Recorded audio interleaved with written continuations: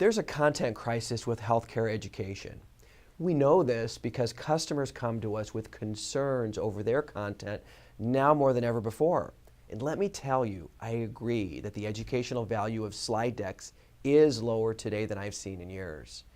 I'm grateful for this opportunity because it's a real opportunity for a healthcare education agency that creates engaging content by utilizing adult learning principles. And as we see a large number of slide decks every year, I'd like to share 4 of the most consistent mistakes I believe brands make with slide decks. First, not clearly defining learning objectives. Goals should be set with each program, and with healthcare professionals being bright and accomplished people, their approach to learning requires a smart and goal-oriented approach. They want to know up front that you respect their time, and they'll be more chair forward if they know what you want to teach them. So create objectives at the beginning. Tell them what they are and tell them that you've accomplished these items. Second, trying to cram too much information on one slide. The biggest mistake marketers make is they want to tell their customers too much information. It's overload and off-putting. It's especially common in healthcare marketing. But our excitement over life-enhancing products has to be curtailed because when we provide too much information, the learner isn't likely to remember much of anything at all. So set out for one key message on each slide, period. Third, charts are too complex and don't tell the story concisely. How many times have you sat through a medical presentation and as you're trying to interpret the data slide, the presenter has already moved on to the next one? It leaves you thinking several slides back, trying to understand what was happening.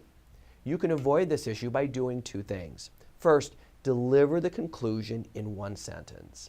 And second, have a panel of naive participants review your content. Let others who haven't seen your charts provide their unaided interpretation, and if they get it right, you have a winner. And finally, there's too little or no interactivity built into the slides.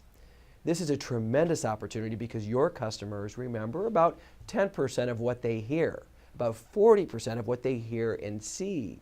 But when we add interactivity, the retention shoots up to about 70%. There's no guarantee speakers will engage your audience with interactivity. Great speakers are few and far between, but they understand how to take slides and to increase engagement. So set your company apart by doing some of this work for them and build interactive questions or polling into your slide decks. This will cause them to reflect on what's been discussed, and that processing of information will improve their recall and help them to change their decision-making process when it comes to patient care. This is just scratching the surface of optimizing your slide content. For more insight on how to develop your slides or develop them right the first time, visit us at visiontovoice.com.